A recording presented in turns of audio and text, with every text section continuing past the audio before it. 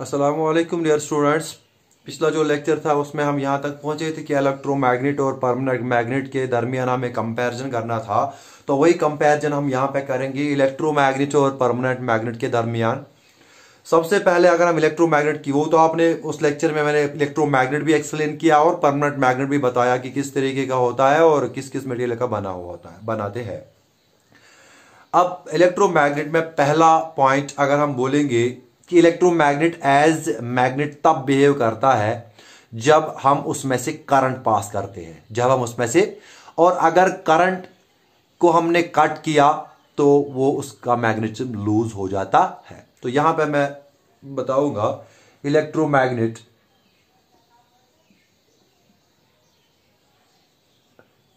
Behaves as a magnet when current is passed through its coil। जब हम coil में से इलेक्ट्रिक करंट पास करते हैं तो तब जाके वो इलेक्ट्रोमैग्नेट एज मैग्नेट बिहेव करता है। यहां पे अगर हम देखेंगे परमानेंट मैग्नेट, जो एक बार परमानेंट मैग्नेट बना उसमें कोई करंट की जरूरत नहीं होती है, ये किसी इनपुट वैल्यू पे डिपेंड नहीं करता है। तो यहां पे मैं करूंगा, ये लिखूंगा not dependent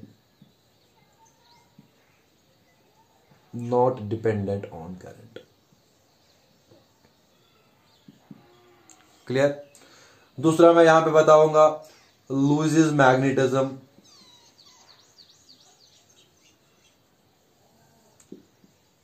when current is switched off।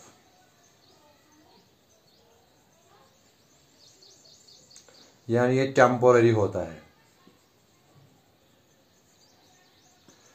दूसरा इसका it's magnetism is permanent, it's magnetism is permanent and is not lost. ये लॉस नहीं होता है जो इसका जो मैग्नेटिज्म होता है, यानी ये परमानेंट होता है। क्या होता है? परमानेंट होता है। And is not lost when taken out of another field. Clear. तीसरा पॉइंट अगर हम देखेंगे, यहां पे कंपेयर करेंगे इन दो के दरमियान, वो ये होगा कि इसकी स्ट्रेंथ को हम वेरी कर सकते हैं, इसकी स्ट्रेंथ को वेरी नहीं कर सकते। It is strength of magnetic field can be varied by varying n and, ये है number of turns per unit length and current I. N और आई से वेरी कर सकते हैं magnetic field. Clear, very good. अब उसके बाद क्या है? अब उसके बाद नेक्स्ट जो है वो ये है कि जो परमानेंट मैग्नेट होता है इसका जो मैग्नेटिक फील्ड होता है उसकी स्ट्रेंथ हम वेरी नहीं कर सकते हैं। Strength can not be varied. Strength can not be varied. Clear. अब नेक्स्ट पॉइंट यहां पे हम बता सकते हैं, ये इसका कंपेयर करके, कि ये जो मैग्नेटिक फील्ड प्रोड्यूस करता है ये पावरफुल होता है, ये कंपैरिजन में वीक प्रोड्यूस करता है। प्रोड्यूसेस पावरफुल या स्ट्रॉन्ग मैग्नेटिक फील्ड। यहां पे क्या करता है ये काम? ये वीकर होता है। Weak magnetic field, weak magnetic field compared to electromagnet. तो आप इस तरह से इस इलेक्ट्रोमैग्नेट को और परमानेंट मैग्नेट को आपस में कंपेयर करके इनकी डिफरेंस बता सकते हो। सो ये था जो पिछला लेक्चर हमारे पास था, यहां तक पहुंचे थे, फिर कंपैरिजन का बताया था मैंने, वो कंपैरिजन आज यहां पे कंप्लीट हुआ। आया समझ? अब इसके बाद अब हमारा आज का जो टॉपिक है, नेक्स्ट टॉपिक जो है वो है एक चार्जड पार्टिकल पे क्या होता है जब हम उसको मैग्नेटिक फील्ड में रखते हैं। What happens to a charged particle, यानी उस पर कोई फोर्स अप्लाई होता है, अगर वो फोर्स उस पर एक्ट होता है वो किन फैक्टर्स पे डिपेंड करता है और किस डायरेक्शन में वो फोर्स उस पर अप्लाई होता है। अब वही नेक्स्ट टॉपिक हम डिस्कस करेंगे यहां पे, force on A charged particle.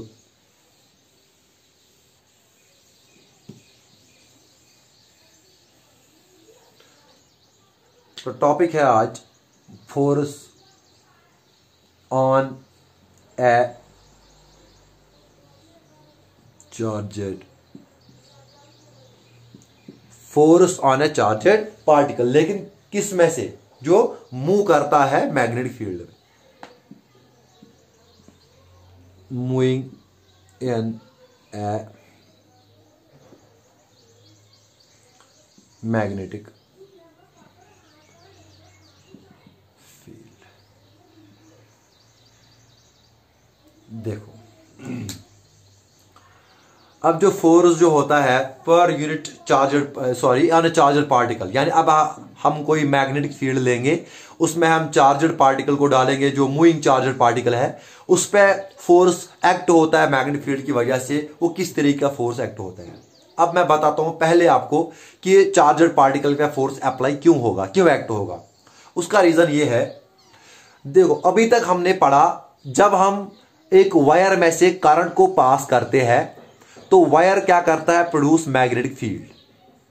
तो उस मैग्नेटिक फील्ड, वो मैग्नेटिक फील्ड वायर का और जो अपना मैग्नेटिक फील्ड होता है, अगर हम उसमें किसी मैग्नेटिक फील्ड में रखेंगे तो उस पर फोर्स एक्ट होगा, क्योंकि वो इंटरैक्ट करेंगे आपस में दो मैग्नेटिक फील्ड्स। अब चूंकि जो वायर होती है उसमें जो करंट होती है असल में, that is because of the flow of charged particles, that we say electrons. तो करंट होती है फ्लो ऑफ चार्जेस की वजह से। फ्लो यानी असल में चार्जेस ही मूव होते हैं, वही मूविंग चार्ज असल में रिस्पॉन्सिबल है to produce the magnetic field of the current carrying wire. तो वही फिर इंटरैक्ट करता है एक्सटर्नल मैग्नेटिक फील्ड से और फोर्स वहां पे उस पे एक्ट होता है, यानी आपस में वो इंटरैक्ट करके वहां पे फोर्स वो उन पे एक्ट होता है एक दूसरे के ऊपर। क्लियर। अब यहां पे मैं अकेले एक चार्जड पार्टिकल को डालूंगा, मूविंग चार्जड पार्टिकल, तो वो भी उसी तरीके का काम देगा जिस तरीके में से चार्जड पार्टिकल एक करंट कैरिंग वायर में से चलते हैं, इलेक्ट्रॉन्स जैसे फ्लो होते हैं वायर में। तो अब मैं यहां पे एक charged particle, moving charged particle एक इस मैग्नेटिक फील्ड में डालूंगा। अब मैं वो स्टडी करूंगा कि उस पर किस तरीके का फोर्स अप्लाई होगा। जब वो आपको समझ आएगा फिर आपको ये भी जहन में आएगा खुद से कि यही होता है एक करंट कैरिंग वायर में भी, क्योंकि उसमें भी चार्जेस फ्लो होते हैं। हाँ, उसमें भी चार्जेस फ्लो होते हैं, तो उसमें भी इसी तरीके से वो मैग्नेटिक फील्ड प्रोड्यूस करता है, फोर्स एक्ट होता है। तो आज हमारा टॉपिक जो है force on a charged particle, charged particle के ऊपर कैसा फोर्स एक्ट होता है, उसका मैग्नीट्यूड, उसकी डायरेक्शन, किस तरीके का फोर्स होता है अगर वो चार्ज जो है वो मूविंग चार्जड पार्टिकल है, अगर हमने उसको मैग्नेटिक फील्ड में डाला, अगर हमने उसको मैग्नेटिक फील्ड में डाला। तो यहां पे मैं क्या करूंगा, let us consider a magnetic field. Suppose ये एक मैग्नेटिक फील्ड है। एक और चीज मैंने आपको एक बार बताया है, जब हम मैग्नेटिक फील्ड लाइंस को इक्वली स्पेस्ड रखेंगे और एक ही डायरेक्शन में रखेंगे तो ये होता है यूनिफॉर्म मैग्नेटिक फील्ड। तो for example I consider here a uniform magnetic field, this is of strength B, मैं बोलूंगा इसको, इसकी स्ट्रेंथ बी है।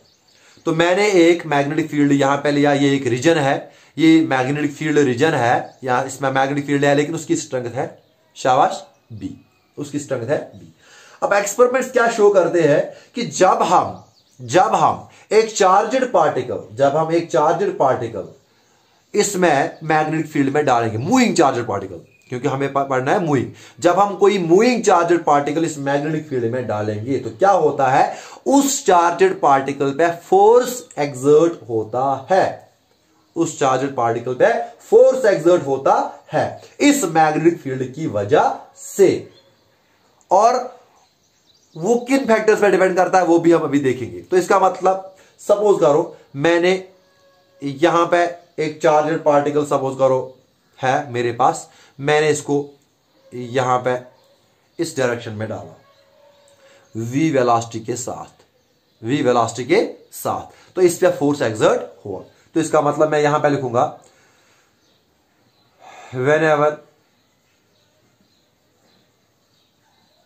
a moving charged particle is placed,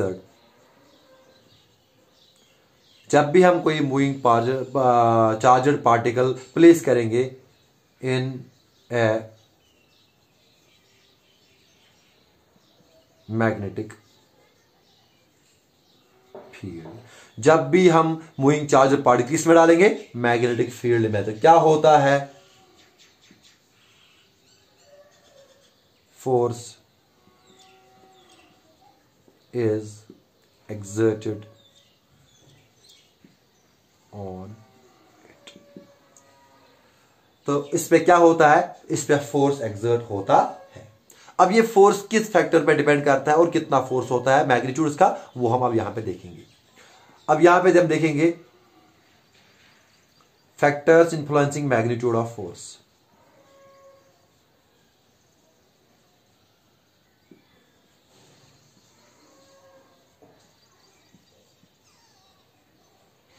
यानी अब ये जो फोर्स यहां पे इस चार्जड पार्टिकल पे एक्ट होता है, चाहे ये पॉजिटिव चार्ज है चाहे नेगेटिव चार्ज है, वो अलग बात है, लेकिन चार्जड पार्टिकल जब भी मूव करता है मैग्नेटिक फील्ड में, उस पे फोर्स एक्सर्ट होता है। लेकिन अब वो कितना फोर्स एक्सर्ट होता है, किस किस फैक्टर पे वो डिपेंड करता है, तो एक्सपेरिमेंटली वो उन्होंने जाना। पहला फैक्टर, ये जो फोर्स होता है कि किस पे डिपेंड करता है, ये डिपेंड करता है velocity of the charged particle,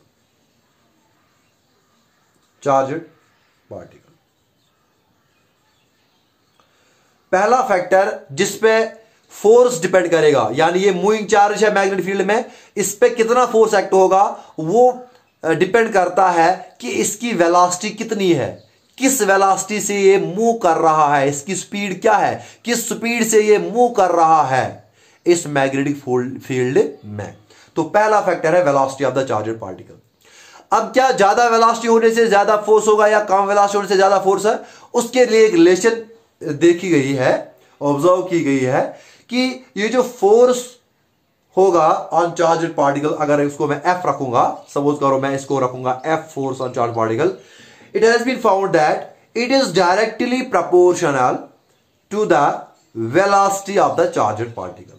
यानी अगर वेलोसिटी ऑफ चार्ज पार्टिकल को वी रखूंगा, तो force on the charged particle is directly proportional to the velocity of the charged particle.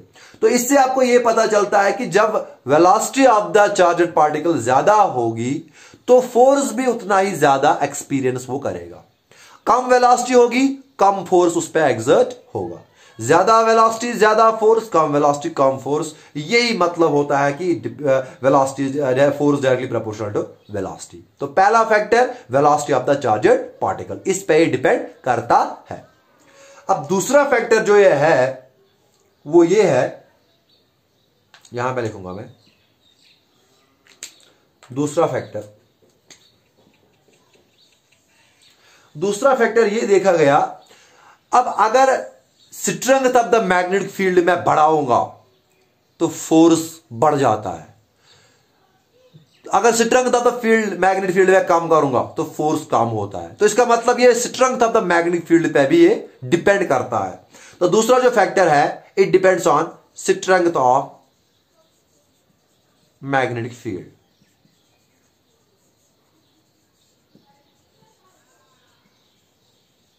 यानी B, strength of magnetic field पे ही डिपेंड करता है, तो उसको मैंने यहां पे रखा सपोज बी।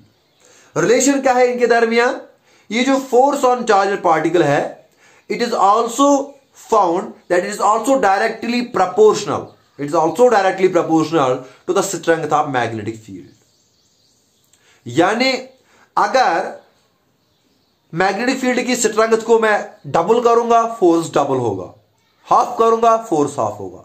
तो it is directly proportional, force magnetic field की स्ट्रेंथ पे भी डिपेंड करता है, तो उनके दरमियान रिलेशन है force on charge particle is directly proportional to the strength of magnetic field. ज्यादा मैग्नेटिक फील्ड की स्ट्रेंथ ज्यादा फोर्स, कम कम फोर्स। क्लियर?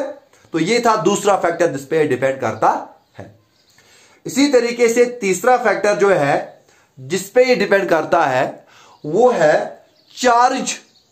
इस चार्जड पार्टिकल का चार्ज कितना है, क्योंकि आपको पता है चार्ज का यूनिट कूलम है। तो क्या वो 1 कूलम है, 2 कूलम है, 3 कूलम है, 4 कूलम है, उसका वैल्यू कितना है? Magnitude of the charge. Magnitude of the charge. Charge कम है, चार्ज ज्यादा है, उससे भी फोर्स पे फर्क पड़ता है। तो तीसरा फैक्टर जो है जिसपे फोर्स डिपेंड करता है वो है मैग्नीट्यूड ऑफ द चार्ज। वो है मैग्नीट्यूड ऑफ द चार्ज। तीसरा फैक्टर ये है, वो है magnitude of the charge. Magnitude of the charge. अब क्या है इनके दरमियान रिलेशन, क्या है वो ये है, again it has been found that force on charged particle moving in a magnetic field of strength B is directly proportional to the charge. अगर मैं क्यों रखूंगा, magnitude of charge is directly proportional to the magnitude of charge. तो एक तो ये depend करता है velocity of the particle पे, दूसरा ये डिपेंड करता है strength of the magnetic field के ऊपर, तीसरा ये डिपेंड करता है magnitude of the charge. Magnitude of the charge के ऊपर ये डिपेंड करता है। और चौथा फैक्टर, तो ये डायरेक्टली प्रोपोर्शनल है अभी तक तीनों। चौथा फैक्टर जो है वो है, यहां पे मैं लिखूंगा फोर्थ फैक्टर। अब ये देखा गया कि क्या अगर ये जो चार्जड पार्टिकल है, अगर मैंने इस डायरेक्शन में डाला, इस डायरेक्शन में डाला, इस डायरेक्शन में डाला या इस डायरेक्शन में डाला, यानी अलग अलग एंगल्स पे मैंने ये डाला मैग्नेटिक फील्ड के रेस्पेक्ट में। फॉर एग्जाम्पल अगर यहां पे मैं देखूंगा, यहां पे वेलोसिटी और मैग्नेटिक फील्ड के दरमियान 90 डिग्री एंगल है, यानी यहां पे मैंने चार्जड पार्टिकल जो मूव करता है मैग्नेटिक फील्ड में वो परपेंडिकुलर है मैग्नेटिक फील्ड के, है ना। इसी तरीके से अगर मैं अब चार्जड पार्टिकल को इस तरीके से डालूंगा, यानी एंगल अब 90 डिग्री नहीं रखूंगा, एंगल को चेंज करूंगा, एंगल को चेंज करूंगा, तो क्या उस एंगल को चेंज करने से, यानी अलग अलग डायरेक्शंस में इस चार्जड पार्टिकल को मूव कराने से इस मैग्नेटिक फील्ड में, क्या उससे भी कोई इस फोर्स पे फर्क पड़ता है या नहीं? हां, उससे भी देखा गया है एंगल, ये एंगल जो है किस एंगल पे ये चार्जड पार्टिकल मूव कर रहा है इस मैग्नेटिक फील्ड के रेस्पेक्ट में, उस पे भी ये डिपेंड करता है force on that charged particle. यानी एक चार्जड पार्टिकल जो है जो एक मैग्नेटिक फील्ड में चल रहा है किसी डायरेक्शन में, किस डायरेक्शन में वो चल रहा है उस पे भी डिपेंड करता है कि मैग्नेटिक फोर्स कितना होगा, इस पे एक्सपीरियंस कितना फोर्स होगा, किस एंगल पे हमने उसको मूव किया, किस एंगल पे वो जा रहा है उस पे वो डिपेंड करता है। यानी ये थीटा पे भी, एंगल पे भी डिपेंड करता है। यानी एंगल किस किस के दरमियान, angle between magnetic field and direction of the motion of the charge, angle between magnetic field and direction of the motion of the charge. तो फोर्थ फैक्टर जो है वो डिपेंड करता है angle between B and V. लिखो मैं short में, यानी वेलोसिटी के दरमियान एंगल और मैग्नेटिक फील्ड के दरमियान एंगल कितना है उस पर ही डिपेंड करता है कि फोर्स कितना एग्जर्ट होगा, फोर्स कितना एग्जर्ट होगा।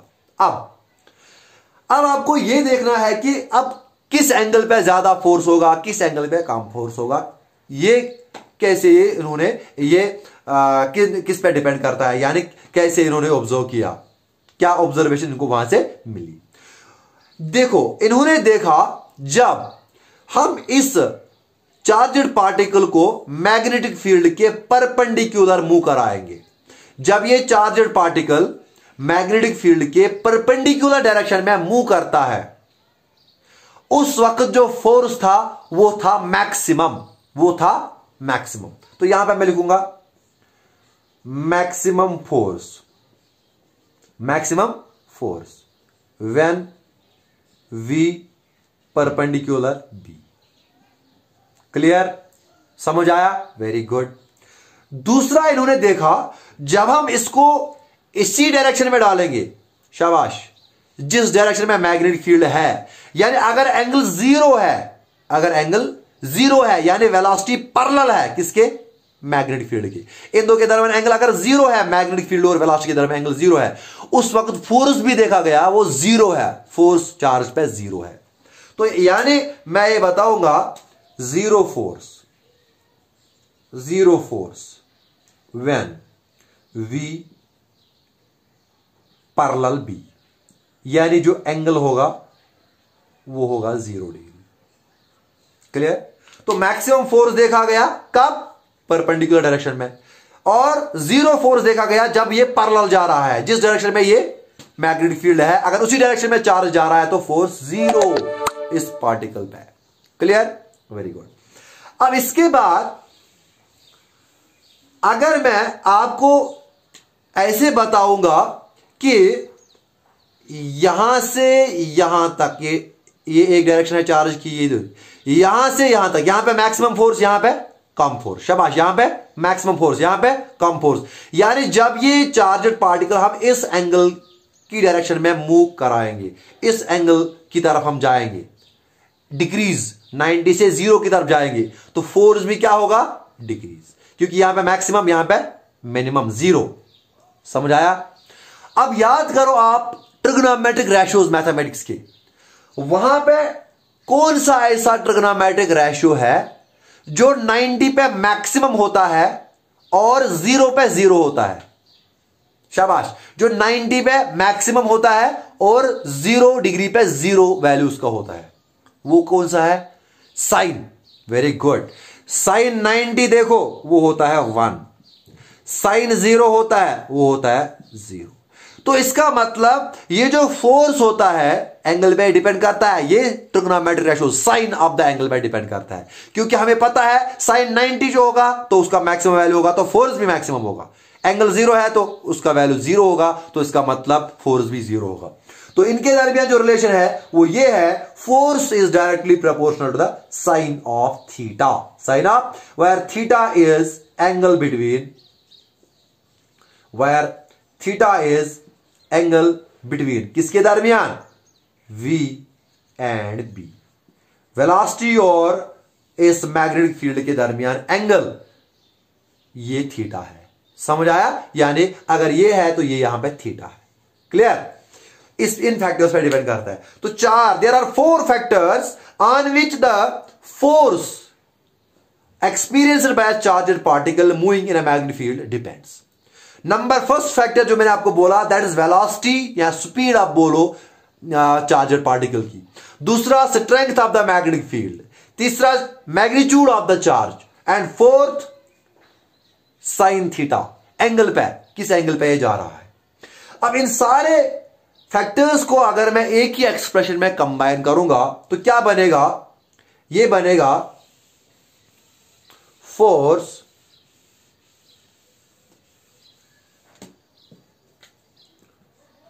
is proportional QVB sin theta magnitude. कोई भी लिखेगा पहले ये, वो अलग बात है। तो इन फैक्टर्स पे डिपेंड करता है। तो force, the magnitude of the force, the magnitude of the force, अगर मैं इनको एक साथ मिलाऊंगा तो ये क्या बनेगा, magnitude of the force, magnitude of the force इस पे डिपेंड करता है directly proportional to this F proportional QVB sin theta. अब अगर मैं प्रोपोर्शनलिटी को इक्वालिटी में कन्वर्ट करूंगा वो होगा KQVB sin theta. Clear? Very good. अब इन SI सिस्टम में K का वैल्यू जो एक्सपेरिमेंटली फाउंड किया गया है वो हो गया 1, वो उन्होंने देखा दैट इज इक्वल टू 1। तो यहां पे जो फोर्स होगा that will be QVB sin theta. So this is the expression for the magnitude of the force on a moving charged particle in a magnetic field. तो ये है expression किसकी, for force on moving charged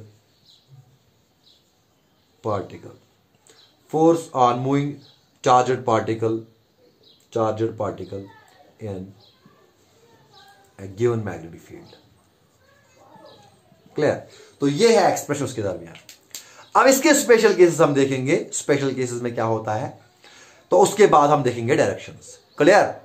direction किस, अब force है, magnitude हमने देखा, लेकिन उसकी तो अपनी डायरेक्शन होगी ना, किस डायरेक्शन में फोर्स एक्सर्ट होगा वो हम डायरेक्शन उसके बाद देखेंगे। पहले हम देखेंगे स्पेशल केसेस इसके।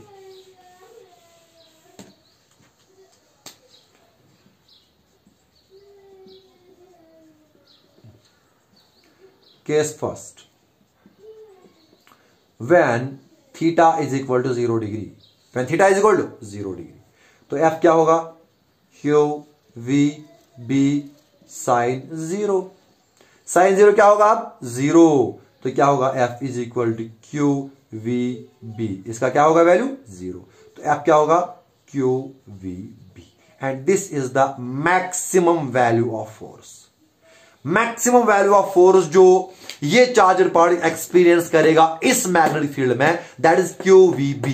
क्यों, सॉरी 0 का वैल्यू हो गया 0 इंटू हो गया ये Q V B, this is equal to 0। Clear?